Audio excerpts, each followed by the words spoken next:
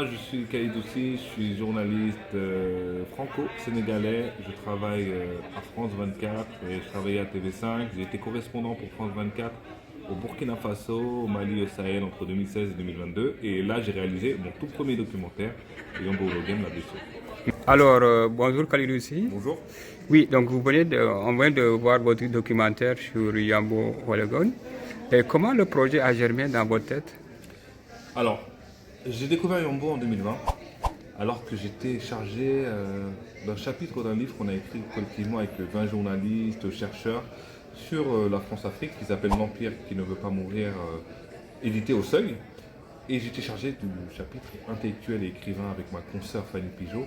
Et parmi tous les noms qu'on m'avait conseillé de faire des recherches, il y avait Amadou Ampateba, Amadou Kourouma, le cinéaste Melondo et Ousmane Tembel qui est très connu. Le seul nom dont j'avais jamais entendu parler, c'était Yombo Ologem. J'ai fait mes recherches, j'ai vu son histoire incroyable, son destin incroyable, et je me suis tout de suite dit que ça ne peut pas rester un chapitre d'un livre. Il fallait que j'en fasse un documentaire, et c'est comme ça que je me suis lancé. Ok. Et quels sont les obstacles que vous avez rencontrés lors de la réalisation du documentaire? Les obstacles, c'est déjà obstacles financiers. Trouver un diffuseur, trouver des financements, c'est très cher de faire des films, c'est très long.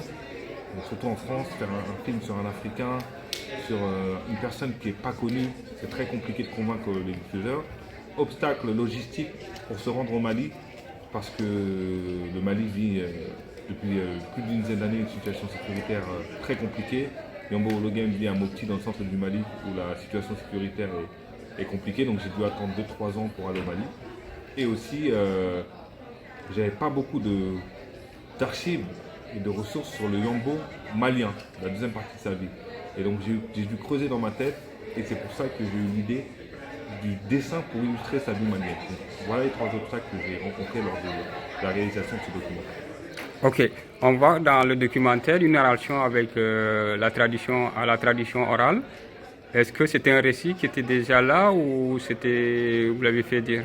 Alors, j'ai voulu faire un documentaire sur Yombo Ologem, mais j'ai pas voulu faire un documentaire basique, un documentaire simple, biographique. Le plus important pour moi, c'est comment j'allais raconter l'histoire.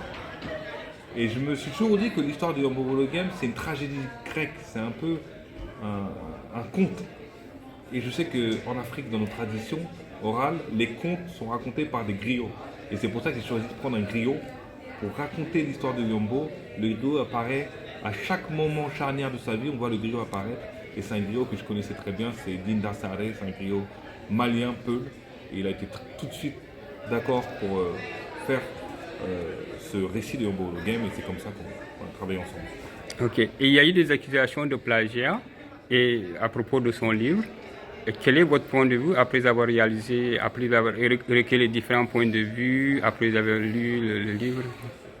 C'est très compliqué en fait, la notion de plagiat. Même en France, à l'heure où je vous parle, c'est très compliqué. Est-ce que c'est du copier-coller? Est-ce que c'est on prend un bout de texte, on le manipule? C'est clair que Yombo Ologem s'est inspiré de plusieurs auteurs, dont Chouarba, dont Maupassant, dont Graham Greene. Mais lui, il expliquait qu'il faisait comme un montage cinématographique. Il ne faisait pas du copier-coller. Il manipulait, il assurait et il écrivait les textes à sa façon. Donc on ne peut pas considérer ça comme du plagiat, mais à l'époque ça a été très mal compris et il a vite été accusé et lâché par le milieu. Ok. Donc après ces accusations de plagiat, on a vu qu'il est rentré chez lui au Mali, il s'est fait un peu oublier là-bas. Donc, et vous avez voulu le réhabiliter. Est-ce que vous allez continuer dans la même lancée, réhabiliter des auteurs oubliés ou... Ça peut être, en tout cas, ça peut être une piste, mais pas que les auteurs. Moi, en fait, j'ai décidé, dans mon métier, je suis journaliste à la base, mais je fais des documentaires pour raconter des histoires oubliées ou méconnues. Pas forcément d'un écrivain, peut-être d'un événement historique, peut-être d'une ville, peut-être...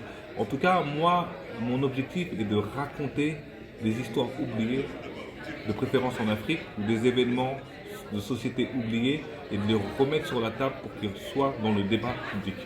Ok. Est-ce qu'actuellement vous avez un projet sous-main de réalisation de documentaire? Je ne peux pas vous en parler, mais peut-être un jour, si c'est retenu dans d'autres festivals. Mais à coup sûr, ce sera pour raconter des histoires oubliées. Merci. Merci à vous.